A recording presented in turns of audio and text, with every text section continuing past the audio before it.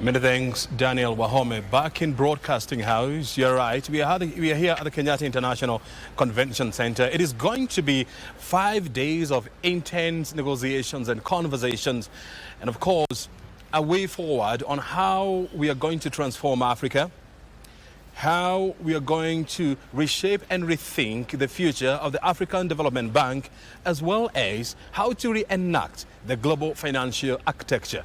Those are the three things that will take center stage here at the Kenyatta International Convention Center.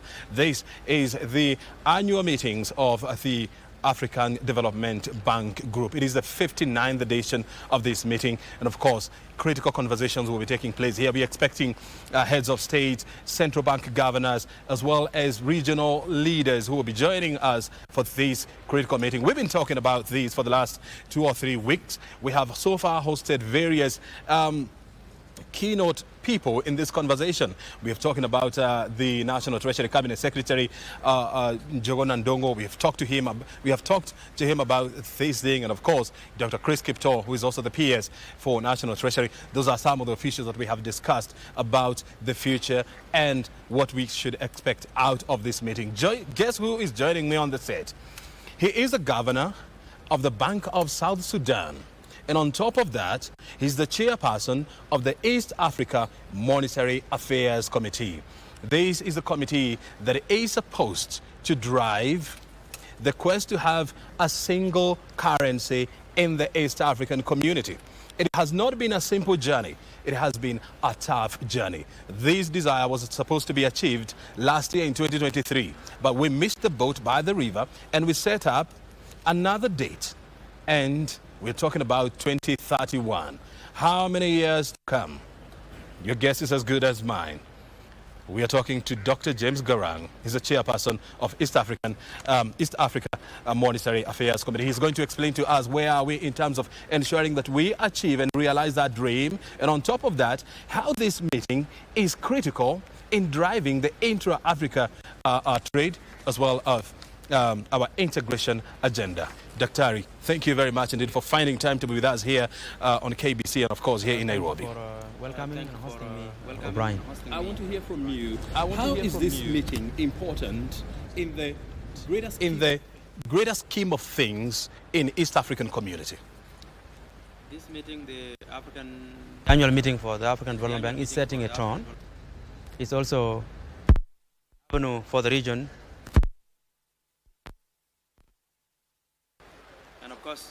We are not at the platform out. But when we have set a tone here in the region, then we can use that to deliver our coordinated message.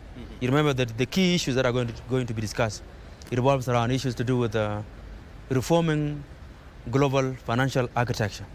And this is a big deal. It does not stop only with the African Development Bank.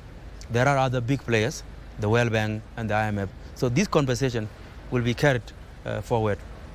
At home in the EAC region, the conversation also around debt sustainability will be an issue that will be discussed within the context of global financial architecture. Take, for example, we do not do our own debt rating.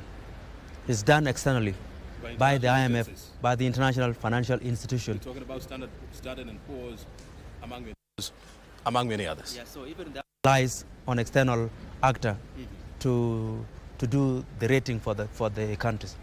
And each of our countries in the region has one way or another detest those ratings because they are unfavorable to us in some ways. So this conversation about global financial debt architecture and also transforming Africa, specifically focusing on the high five that the AfDB has advanced under the leadership of President Adesina, will be high on the agenda during this meeting. I like the fact that you're bringing in the concept of the rating agencies, and I have just mentioned some of them. You know, we're talking about Standard & Poor's. I know you have worked, you know, in some of these leading multilateral institutions. You've worked with the World Bank. You've worked with the International Monetary Fund. How is it possible for Africa to have its own rating agency? Possible. It takes time. It needs a push from the region to ensure that we have our own. There's nothing that it's good to have international standards, but it is also good to have one's own, to have something at home. And for the last several years, there has been a time, and it has not gone anywhere. Let me just tell you the example. Yesterday, there was a meeting for the Eastern Africa constituency, which is the constituency within the African Development Bank.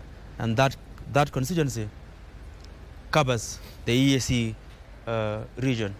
And one of the issues that we want to push and even raise on the floor during the plenary session is this issue of the DSA, the debt sustainability analysis, the way it is designed. We believe that it is more subjective.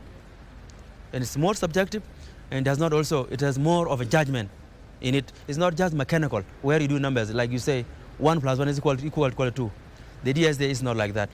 It's 1 + 1 + something else that gives you the rating. So we find that time and again, you find that most countries are either under debt distress or in the risk of high debt distress. And because of that, a country's access to resources is constrained. So we believe this is something that we will keep pushing, and one day we shall have our own rating, or we shall have more voice at the global financial institution table. Because at the moment, even in the global setting, there are some tables where Africa does not sit on the table. When you talk about the debt sustainability, and I know it has been a major conversation here in Africa, here in Kenya we're also dealing with it, whereby you find that we are spending almost 40% to 50% of our revenues on debt repayment. And this situation is replicated all over Africa. What do we need to do in a bid to come up with a workable debt sustainability method? Parameters and the framework that we have in place.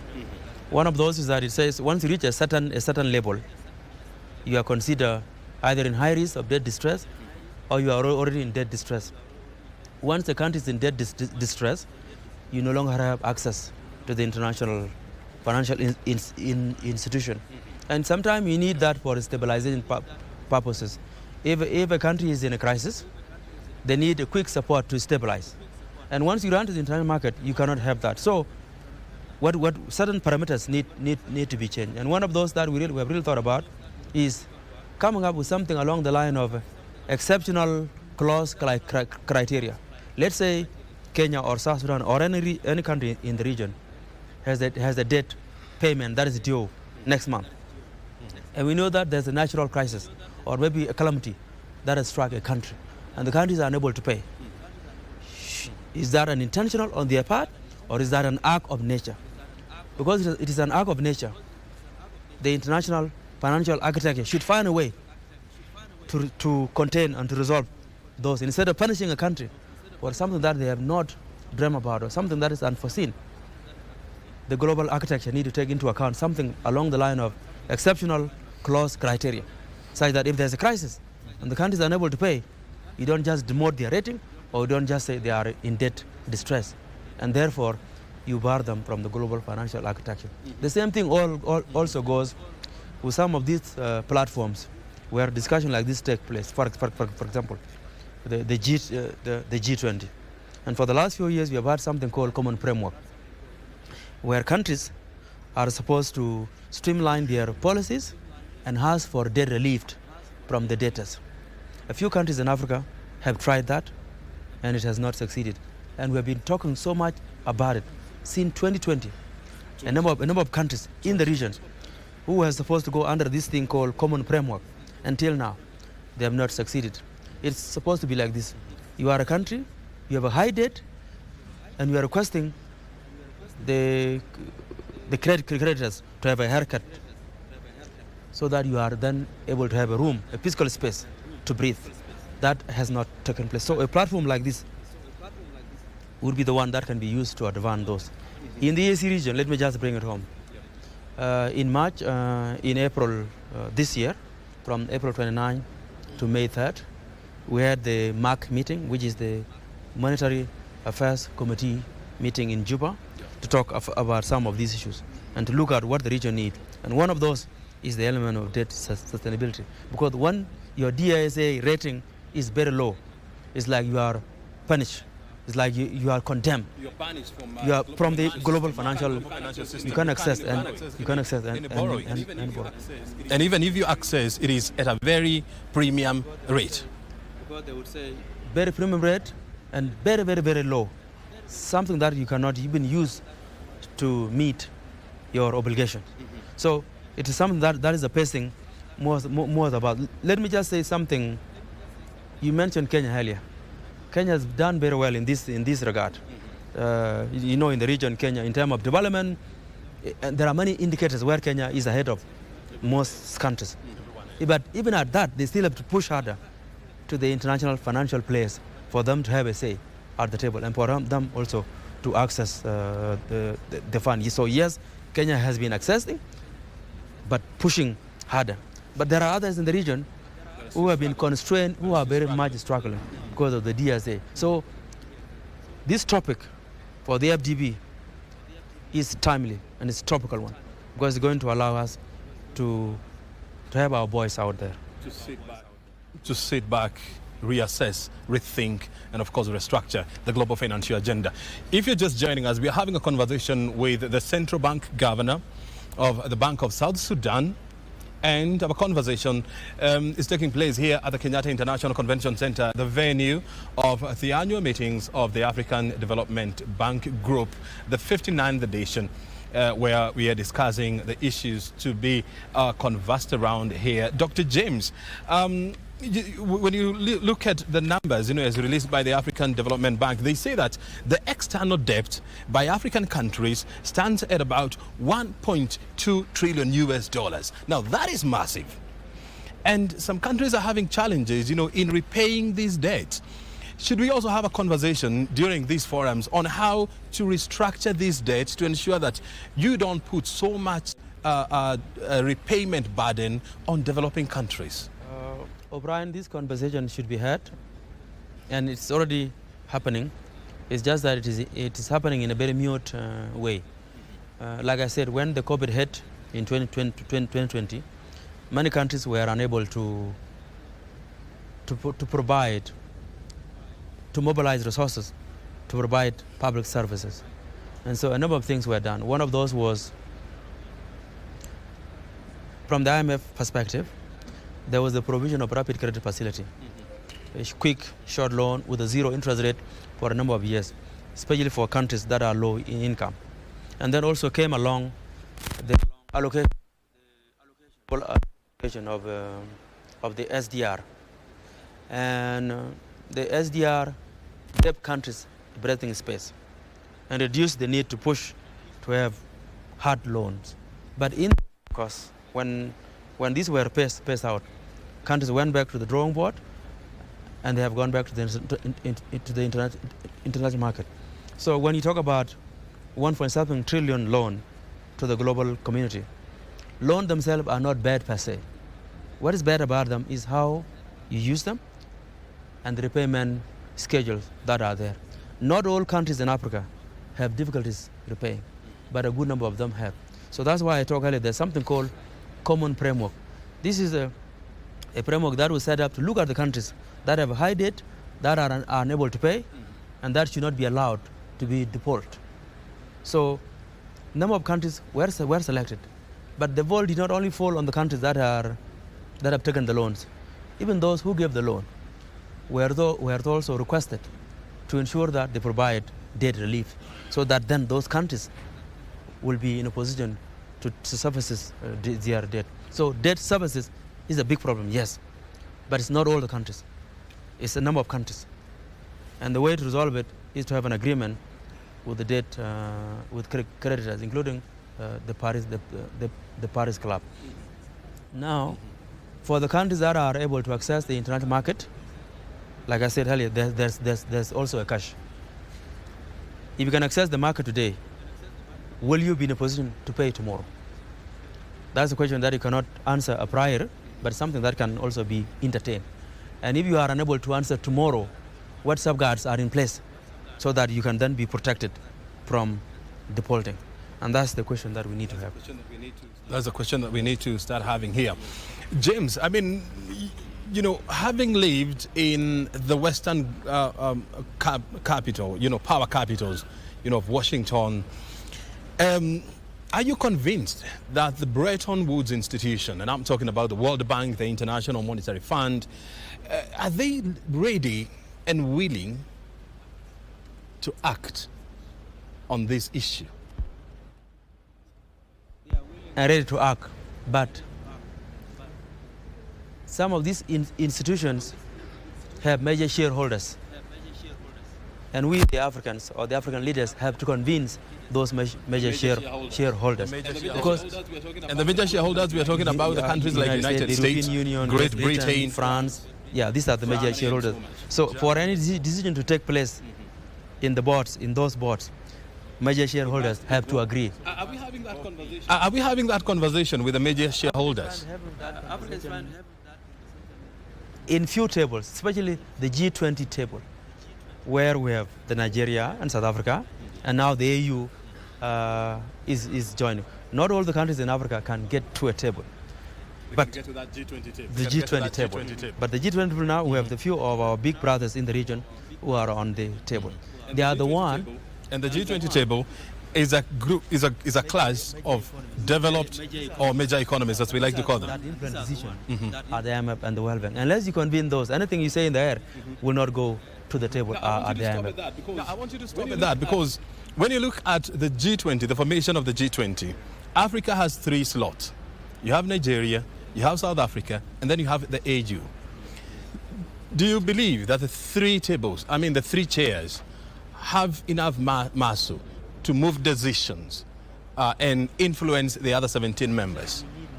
We need more. But at the moment, the 3 that we have there, you can always say thanks, but I need more. So in this case, we are very happy when the AU was allowed to join. We know all along Nigeria and South Africa have been pushing very hard, but they can push so much.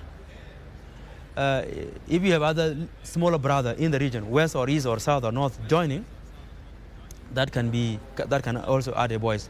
You can look at it this way, that the AU is a collective voice, and that what the AU represents all of us, which is also a plus. But if there's a way to even add more to the table, that we can. When you look at the African continent, do you see some candidates who qualify to be on the G20 table? You know, home is always best. If we look at the region, this country where we are today, Kenya has a voice. Kenya qualifies. Kenya has the voice. In terms of democracy, in so many ways. So Kenya has a voice. Kenya can stand to join. If you look west also, countries like Ghana, they also have the voice. Ghana. It's not just how large your economy is. It has also to do with your historical legacy. What have you done for the last few years? In terms of technology. Technology is a big thing nowadays. In terms of your democracy also, are you able to feed your people? So there are a number of factors that are considered for you to come to the table. And most of the countries in the region are trying very, very best to come to the table. But look at it this way. Even if we don't all go there, because it will be hard even to have almost 200 countries sitting on the table. It will be hard. Just like the democracy in Rome, where it was in places like Athena, but when it was expanded, it became so difficult for everyone to sit on the table, and that's why now we have a representative democracy. We elect people to parliament to speak on our behalf. Sometimes they speak on our behalf, sometimes they do not. So, for now, we are contented that AU has been added to the list, but we are telling the international community, open up. We need more. Are they listening? Are they listening? Some are listening, some are not. And for those that are not, they are providing other reasons that we need to go around, maybe behind the scene, and discuss why. Are they genuine reasons? Are they genuine reasons? Some reasons are not. Or they're just stumbling blocks. Or they're just stumbling blocks. Some of them are not. Take for example, it's not a design or it's not an intention of any country not to feed its people. It's the circumstances that allow that to happen sometimes. It's not the intention of any country just to pick up arms and fight. So there are things sometimes that happen to do either with policies that are even perceived to be external, but they are considered as a stumbling block. So some of these reasons are not. Because yesterday, even these countries that are advanced, they were in the same shoe. At some point. At some point. At some point. Struggling. There is this economist from, his name is Jin Shuang. He says that, no, he's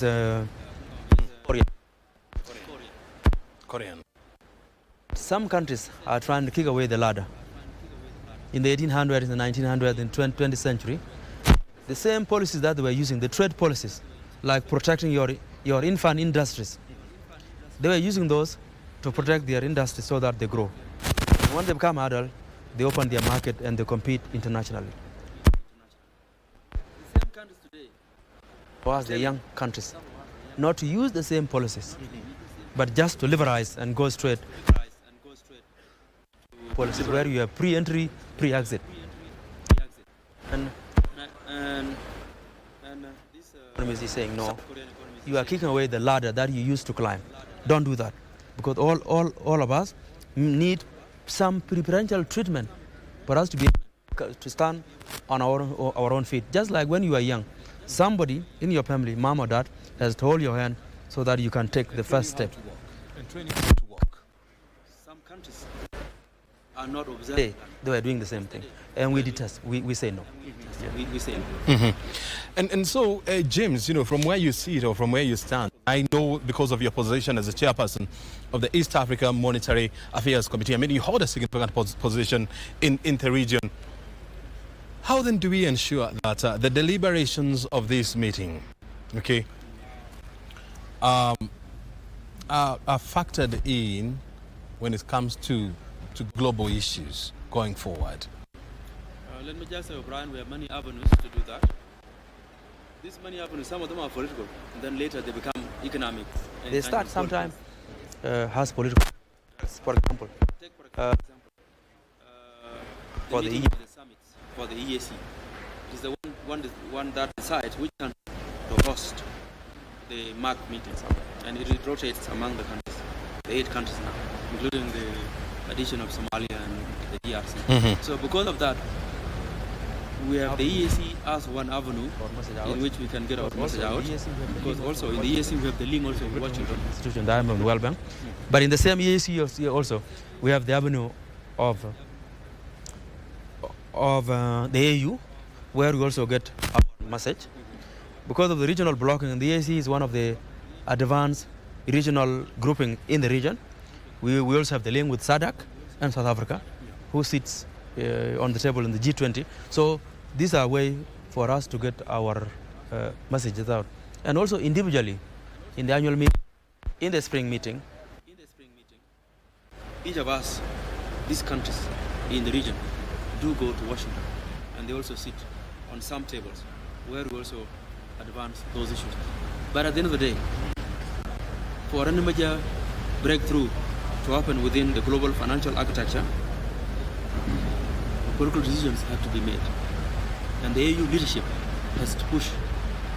Because what a Minister of Finance and a central bank governor can say at a given table is not enough. Mm-hmm. What the AU says, what the head of the state says. Take, for example, when President Ruto went recently to Washington. Briefly, because we have to end up. You have seen a big flash news, and some of the things that have happened.